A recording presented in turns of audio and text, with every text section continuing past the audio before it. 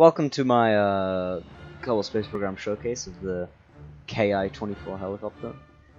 It's a replica, well, it's a bad replica of the Ki-52 because I was just recreating something from memory, something I saw in like Operation Flashpoint.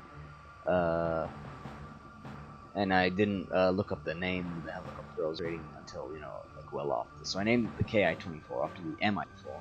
But that's the Hind-D, which is a different one. Well, it's related to it. Anyway, this is actually looks more like the Ki-52, even though it doesn't really resemble it that much. It just has two sets of rotors, and it looks a bit wider than you know, it's got two pilots. But anyway, that's another point. I made a helicopter in Kerbal Space Program. This would be my third helicopter, and second well-functioning one. It's actually a very stable helicopter. Landing on the VAB, and it really likes to stay upright. Tilting it forward or backward is just I wouldn't call it painful, but it's rather difficult. I've never managed to point the nose down just 90 degrees straight up, or like more than 45 degrees. It's a very upward facing thing, and the rotors provide so much lift that the thing's terminal velocity is so low it can barely even crash. It's just a very powerful vehicle. Lag issues. So when the vehicle is landed, it just doesn't like to, what happens is the camera, every few seconds, freezes up. This doesn't happen while we're in flight. You can see every few seconds it lags. But while we're flying, it's just fine. Well, except for that little stutter there. But, after this, it's perfectly good. There's no stuttering whatsoever, which is pretty good because, you know, while you're flying, you need good controls. But if you're landed, stuttering doesn't matter too much. It's just a little bit annoying. So here we're just gonna fly through under the bridge, a little bit of aeronautics, or aerobatics. Yeah, just a bit of flying under the bridge. We're gonna have a little float under there. And, oh no, we're just gonna fly past, actually. And, well, you're gonna see, I'm gonna smash my rotors into this building. Right there. Boom. Now, for most, things in the space program, that's the end. Just, after that, it goes downhill, straight into the ground, detonates, kills the pilot. But this is a very robust machine. It just doesn't want to die. Like, if you drop it from the sky, whatever, it doesn't matter. So it actually manages to stay upright, even after that. Yeah, it's a bit shaky, but it flies, and it flies well enough that I can actually land it. The pilot is saved. Yeah, it's very robust machinery. Like, you can lose half your rotors and still fly it. They have so much lift that it just manages to stay alive, no matter what you do to it. Like, I haven't added a gun to it yet, which is just my biggest regret. I have to make a vanilla weapon for this. Just some random flying now, and some facts. Alright. So when you actually increase the throttle, it likes to turn counterclockwise as it reaches the throttle you've selected. But once it's reached that level, it just doesn't turn. Like, I've balanced it so that the rotors will keep it balanced if you have the SAS on. Like, the reaction wheels, they deal with the slight rotations, but this is very minor.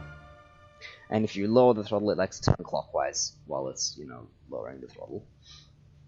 I think it has to do with the damping. I might be able to look at the settings to fix that, but otherwise it's pretty much fine. I mentioned it likes to stay vertical. It's pretty robust machinery. In these clips, I typically forget to raise the landing gear. I believe I'm gonna raise them fairly soon.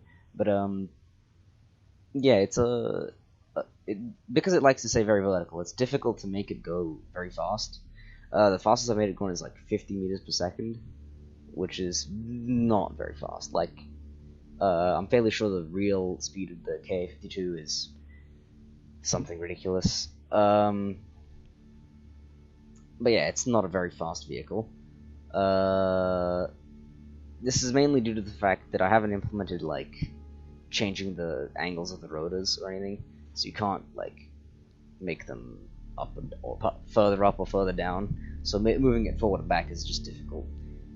I did try to put control surfaces on the wings, but that just made it uncontrollable entirely. It just didn't work. But it didn't fiddle around with it too much. Really, I haven't experimented much with the helicopters using the breaking ground expansion too much. But it's entirely possible that you could make a helicopter that works like it should.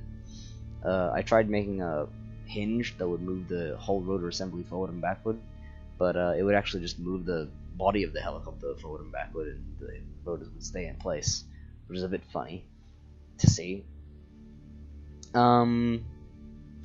When you increase and decrease the throttle, I did mention that it rotates, but this can easily be overpowered with manual control of the reaction wheels.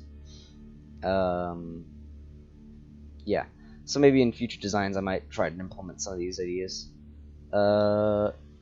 In a few moments, I'm gonna show a clip where I just let the thing drop like straight down towards the ground, just like turn off the engines. But I'm gonna get up to a good height first. You may have noticed that the rotors are completely silent, but landing gear, I have the sound on. That's because Kerbal Space Program doesn't model the sound of rotors spinning, unfortunately. And here we go. I'm just gonna let the thing drop.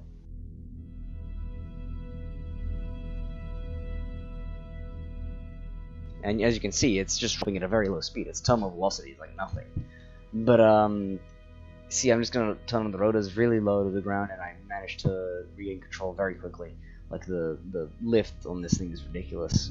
You can maneuver it vertically very easily, forward and backward not so much. It does take a bit of wrangling on any of the horizontal bits, but if you want to go up and down, it's very easy. Let's do a bit of aerobatics here. So we're just gonna take off from the VAB, go onto the bridge. I could definitely go a bit faster, but I'm not an ace pilot. I haven't been flying this thing. I actually made this entire helicopter today, like a few hours ago, so I'm not the most expert pilot with it. I'm sure Bradley Wistons could do some crazy things with it, like do the freaking what's it called, Yangtze River run, like in 20 minutes or something. Here you can see I bounce off the ground, which isn't the most graceful onto the bridge, but as I said, it's a pretty robust vehicle. So here we're just gonna slowly float under the bridge. Not much to say here. It's just gonna go under it. We're going very slowly with the rotors. Here's a pretty nice demonstration of the ridiculous amount of lift I have. Like this part of the video, you can clearly see the rotors are going in at a very slow speed, and the whole thing is just hovering in place. It's like, in real life, if you see a Ki-24 or like a helicopter, it will be a blur, just straight up. Like, it would look like I had the full throttle on it. Kerbal Space Program would be required to hover it. This probably has something to do with the fact that I clipped additional wing surfaces into the wings, so that each part has about double the lift that it should, because there's 2 times the number of wings that are visible. Yeah, that's pretty much it. And we're also gonna land over the bridge just because it's just fun. And that'll be the end of the video. This is my Ki-24, or the bad KF2 replica.